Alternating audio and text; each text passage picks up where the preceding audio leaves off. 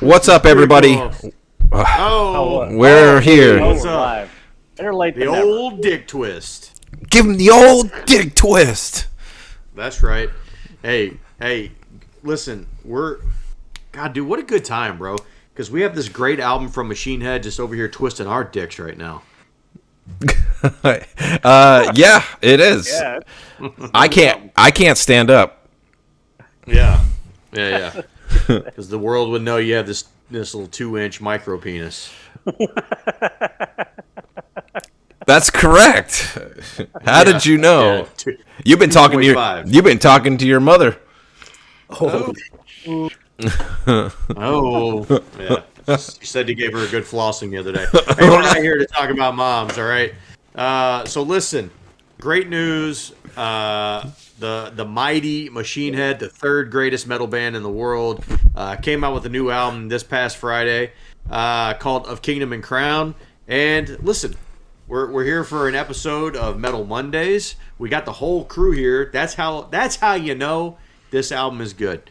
Whenever Adrian and Jason actually show up to a Metal Monday, you know we got something special to talk about. So it's going to be the new Machine Head record here. So do we want to give some general thoughts right off the top, or you want me to go through and give my history of Machine Head real quick? Why don't you hit us up with the history first, so people can kind of, maybe who aren't as familiar with Machine Head, before we get into talking about them. Josh, let me stop you right quick. Hold up. Yes, sir. Who is the second greatest metal band of all time? It's Ozzy / Black Sabbath. Wait, who gave you the right to speak for the podcast on that decision of saying that they're the second? Because Metallica is number one, obviously. Oh, I mean, yes, Metallica is number one, but I mean, it's not Ozzy. That, but like I gotta know who number two is. But sorry, Josh, before I forgot. That's okay. Hey, while we're talking about Ozzy, get ready here for in a couple of weeks. We're going to be reviewing the brand new Ozzy record dropping on September 9th. Oh, yeah. Patient number 9. Let's go. Okay. But hey. Lucky to be you, Dave. We're talking about Machine Head here. I expect full attendance to that podcast, by the way. Oh, my God. All right. Machine Head, formed in 1991, is an American heavy metal band from Oakland, California. Vocalist, guitarist Rob Flynn is the founder and only original member of the band. They are considered one of the pioneering bands of the new wave of American heavy metal. They've released 10 studio albums, including their highest peak album, which is Bloodstones and Diamonds, which peaked at 21 on the Billboard chart. They've sold over 5 million records worldwide. Of Kingdom and Crown is the band's 10th album. It's a concept album set in a futuristic wasteland and revolves around two characters, Ares and Eros, who both go on their own respective killing sprees following the death of their loved ones. The lineup for this album features Flynn on vocals and guitars, Jared McEachern on bass, I'm just going to say Vogue on lead guitar, and they actually had a session drummer named Naveen Copperweiss. Play the drums on the album, but Matt Alston is their regular drummer. Yeah, so apparently Matt Alston couldn't come over to the States due to the pandemic, and it was going to cost like $30,000. I heard Rob Flynn talk about it on the radio. It's going to cost him like $30,000 to get him over here. So Rob Flynn was like, "Nah, man, I'm just going to go ahead and get this other dude I know to play on the album." Yeah. All right. So, hey, general thoughts. Let's start with the human fossil. What? Yeah. Why do I gotta start? Because you're the one who's gonna make me the most mad with your stupid review. So why don't you go first? Look. I have never heard of Machine Head in the connotation of what Josh described as the third greatest metal band of all time. I had just heard the name of the band. I had never listened to a single album from start to finish. Jason, stop real quick. When we said we were gonna do Machine Head, did you think we were gonna be doing like the Bush song from like 1991?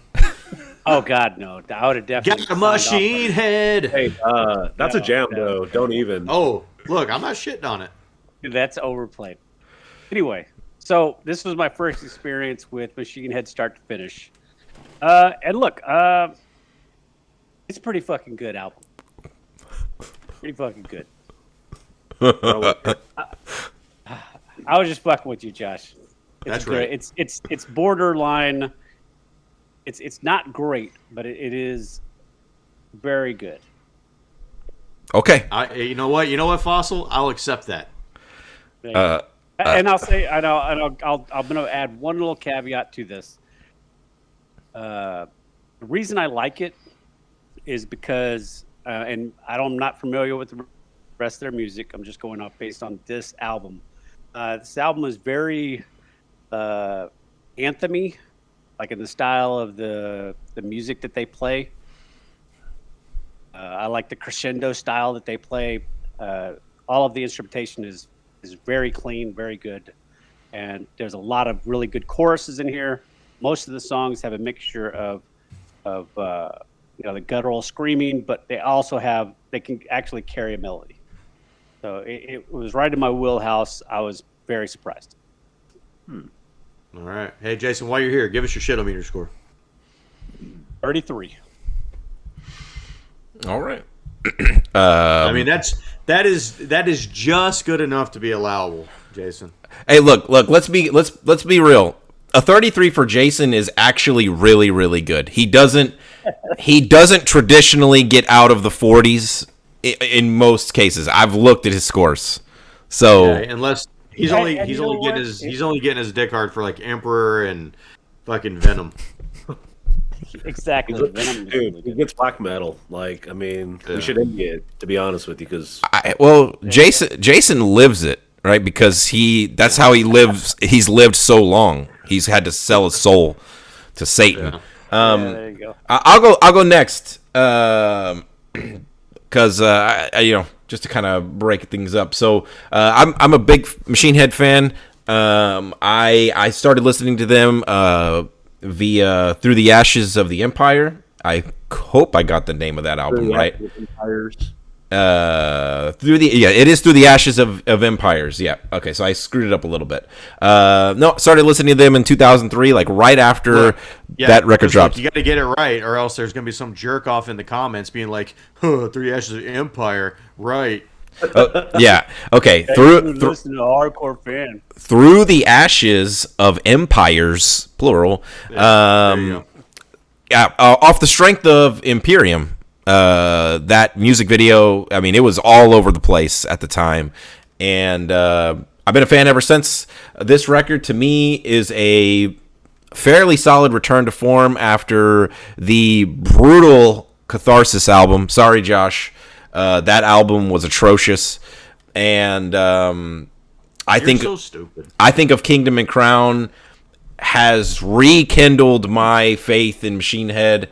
My shit-o-meter score, I thought about this a lot. I'm at a 14. Damn. All right. Solid Let me go score. ahead and go here. Okay. So, Dave, do you remember how you first ever heard Imperium? You recommended it to me. I recommended it to you. So I remember, I was probably 15, and I used to watch Headbangers Ball religiously. And it came on, and I was just like, holy shit, this is fucking awesome. And then that bridge part happened. I'm talking about Imperium, by the way. Yeah. So this was pre-YouTube. Yahoo used to have this music video service. Not service, but like website. Do you remember that at all? Anybody name? Nope. Purple. Anyway, so I sent it to Dave, and it's like, dude, you got to check this band out. And like the next time, he had already graduated high school. I was still in high school, and he picked me up, and I had already bought the album, and we like jammed it like all the way back to his house. Yeah. Anyway, I've loved Machine Head since like more than half my life, basically. Discovered them, same album David did, and I've loved them ever since. To me, Josh says they're top 3 for him. They're definitely, they're definitely top 5 for me, no doubt. If they're I in agree. town, I'm gonna go see them. It's gonna happen. There was one time where it didn't happen. I'll get to that in a second. But like they toured on Bloodstone and Diamonds, and they did not come to Houston. I fucking went to San Antonio to go see them play. So, Nice. fucking love Machine Head. This album, have to agree with Dave. I think it's a very, very welcome return to form. It's nothing new. It's just same old Machine Head. But I mean, that's what's good about him. To be honest with you, I'm just glad it's not any of this Catharsis bullshit. I hated that album so much I didn't even go see them live, and I had the tickets. And no one wanted to buy them. I would, I mean, yeah. Anyway, so obviously I'm very happy to hear this album. They're fucking killing it, and I do have some negatives. Can I go into that, or are we going to move on to something else? Just give us your score. Well, give us your score. We'll do low lights in honor of you joining us this week. No, it's not just songs. It's negatives from the album that I got to talk about. But we'll get to that. My score is going to be a 29. All right, Josh. All right. Hey, look, I would just like to point out that me and Dave went and saw Machine Head on that Catharsis tour. Okay, and I distinctly remember Dave headbanging during Catharsis songs. So I would just like to point that out. Listen, I think it's probably true. I got into Machine Head, I think, during the Blackening. I think we had it back there in the precinct when we were working in Galleria. And I think that was the first time I really got into them. And, I've gone back, deep dive, listened to all the songs. And, I mean, really, really good. The Blackening's great. Unto the Locust is probably their best record. I agree. Unstoppable. Listen, I don't know. I like Catharsis. I like the cut of its jib, okay? But...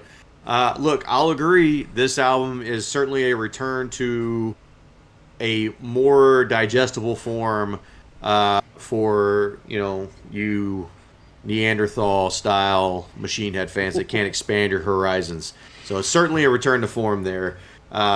Jason, you're right. I think I'm going to go against Adrian here in one thing where it's not any different. I think this is a little different for Machine Head because. I think you are getting some of the older style riffs and the real heaviness, but they certainly do have a lot more clean vocals on this album than they have in any one that I can remember. And like a lot of to your point, Jason, the anthemic vocals, which are really, really cool. So great album. I've enjoyed jamming it. I'm coming in with a 12. Okay, so Josh, before I give the overall score, can you tell the people what exactly we're talking about when we say shitometer score?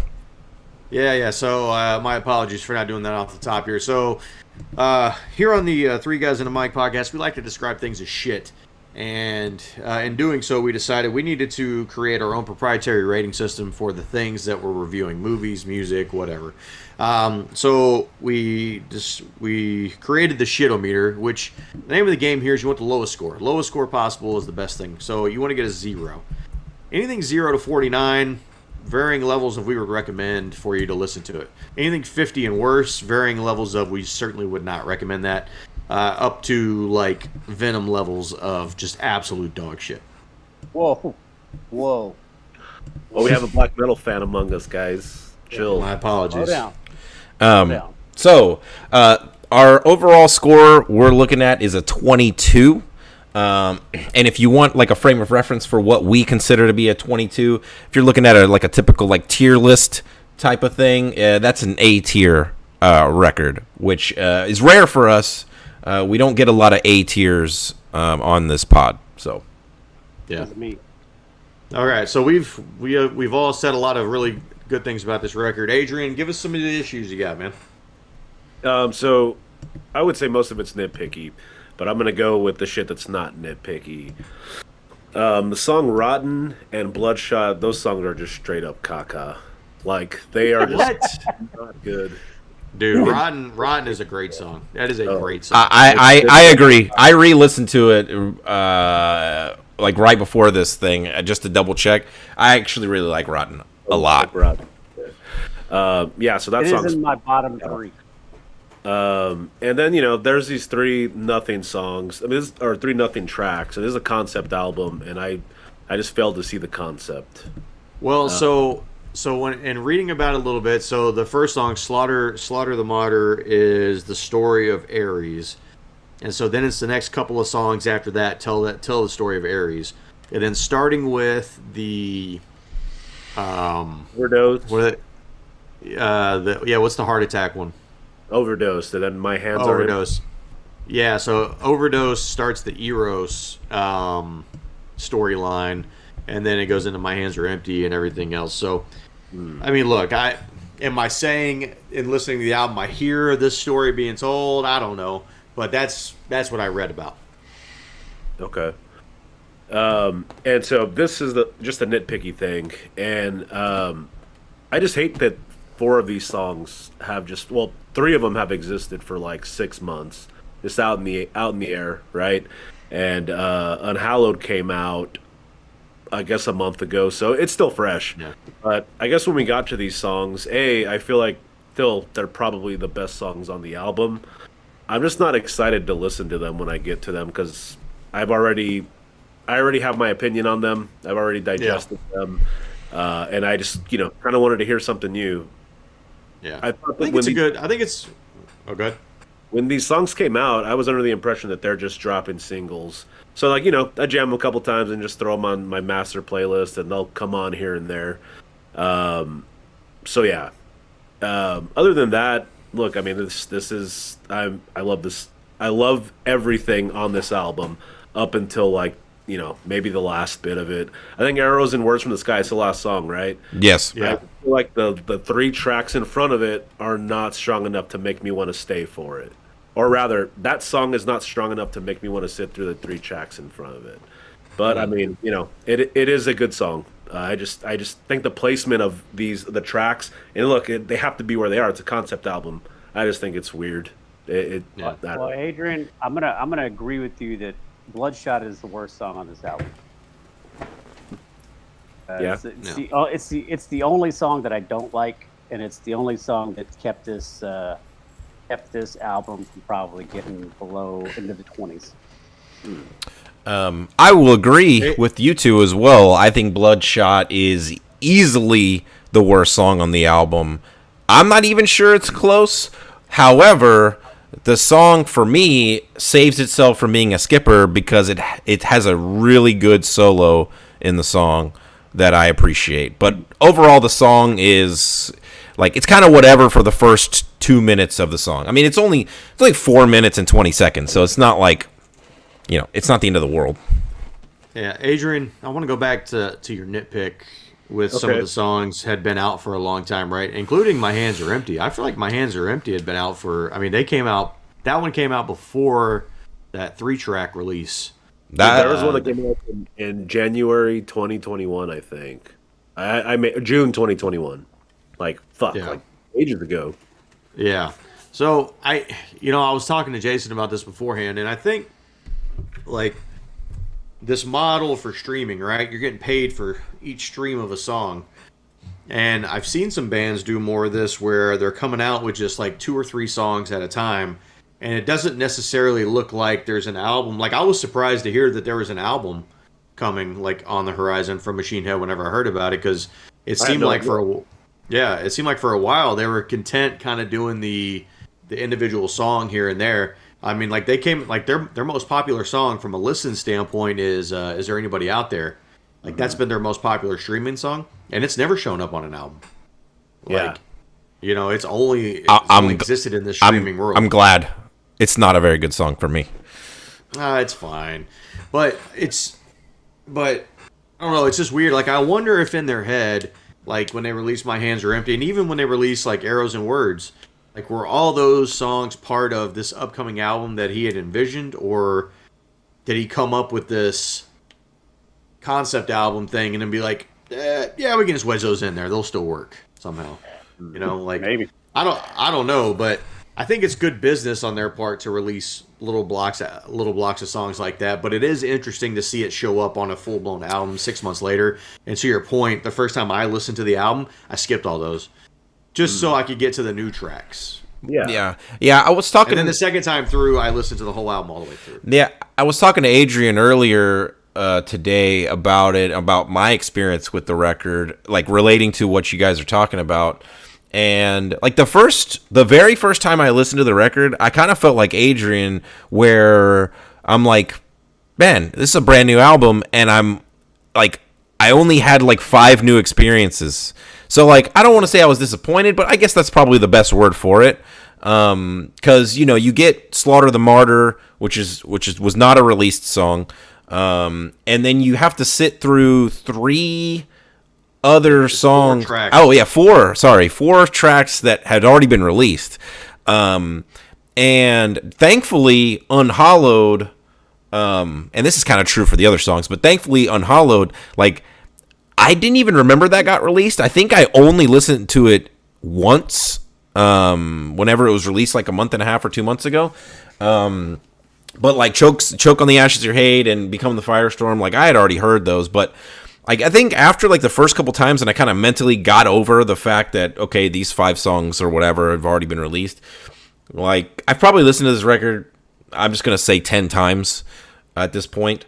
I don't know. I don't even associate those songs as being pre-released anymore, because now I've heard every song so much that like I don't care. Like it's like I'm over it.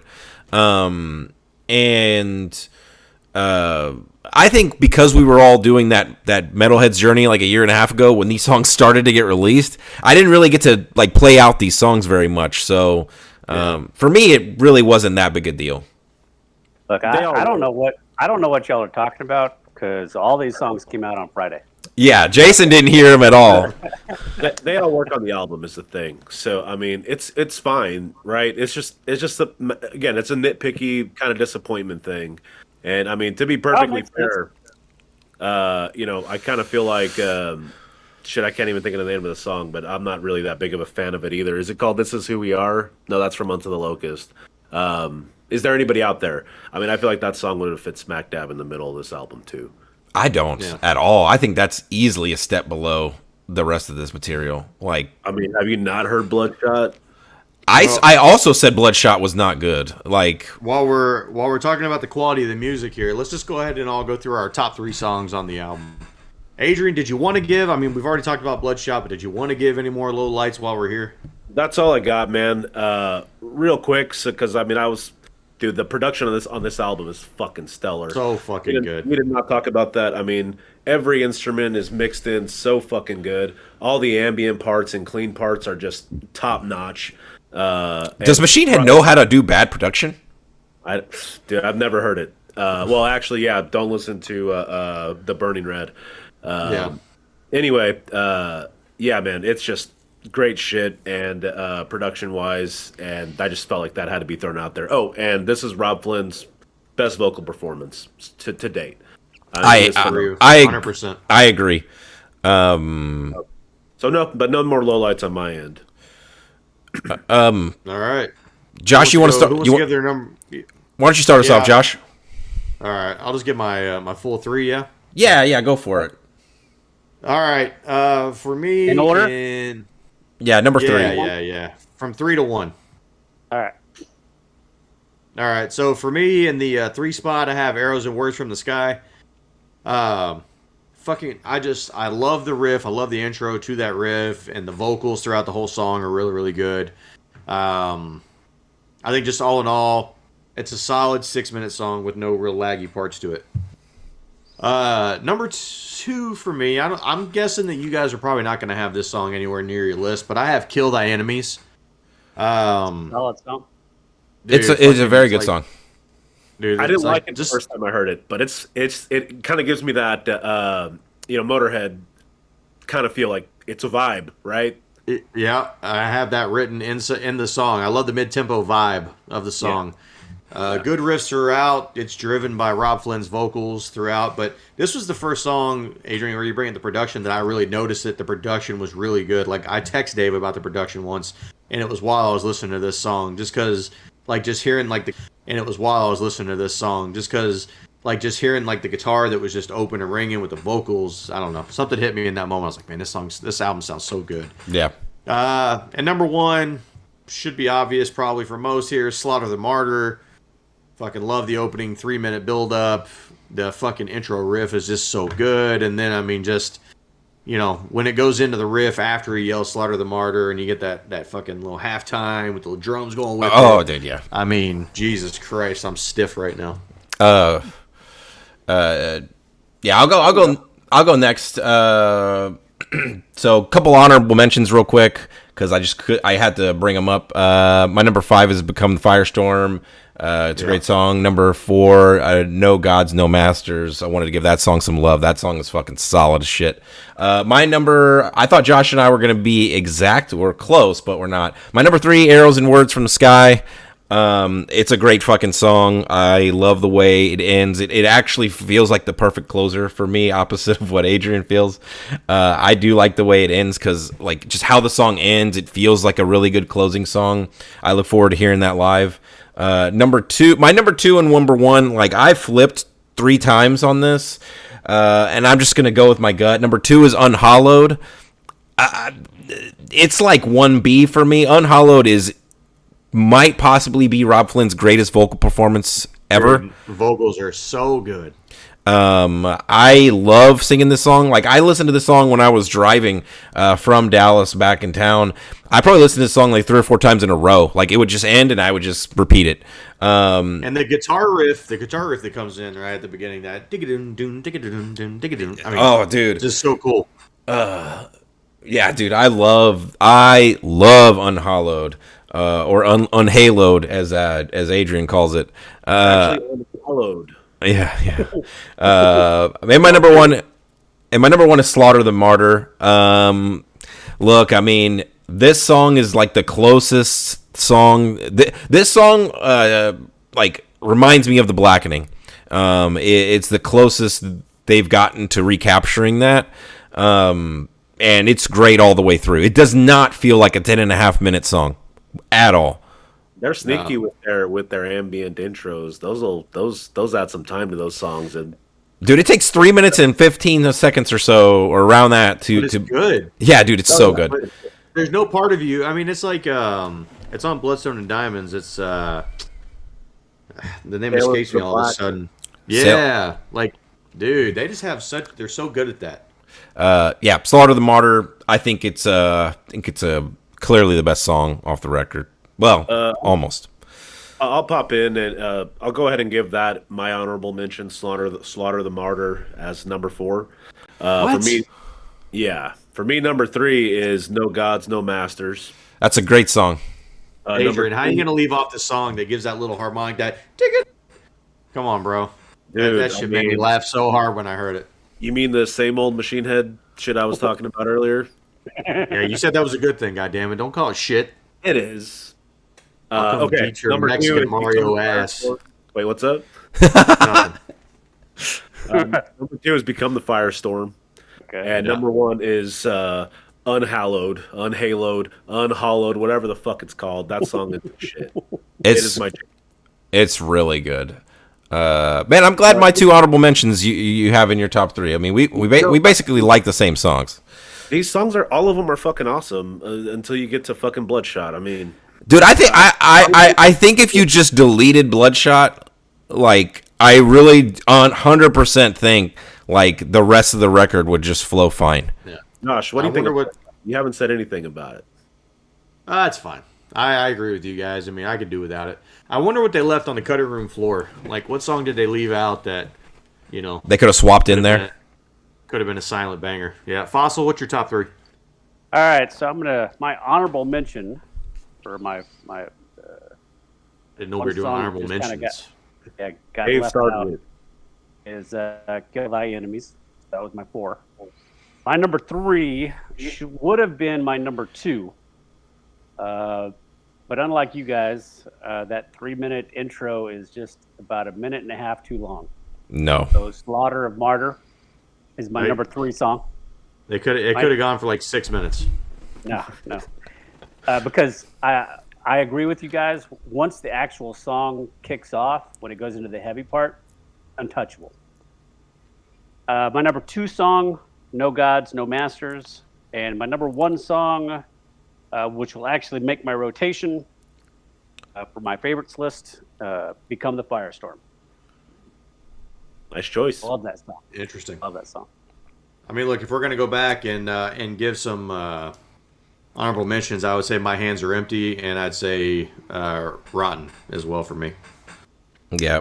I'm surprised no love for "Choke on the Ashes of Your Hate." I really like that song. I mean, I didn't have it in my top 5 either, but least favorite song.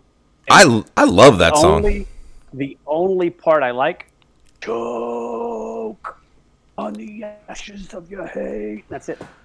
Everything else I could do without. Dude, that's a great song. Y'all are tripping. But anyway, I mean, look, I didn't have it on my top 5 either. So I mean, I can't really talk too much shit. There's nothing wrong with it. It's just there's stronger songs. Is the thing.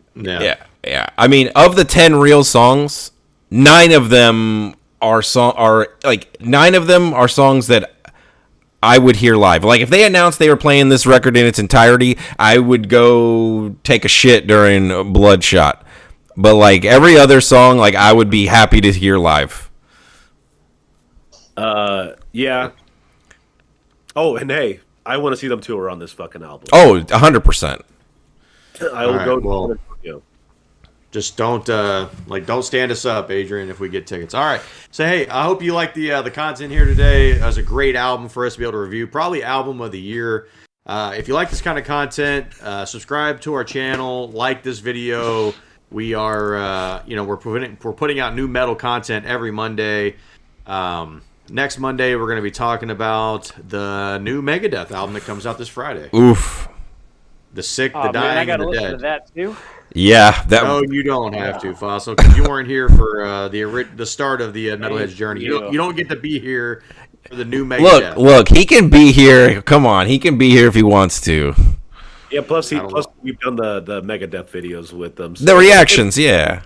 Plus, I want him to suffer since he's been talking shit about Megadeth. I don't like it. So, well, hey, hope you liked the review. We'll see you next week with the Sick, the Dying, and the Dead. In the meantime, live long and prosper. Take it easy, everybody. Later.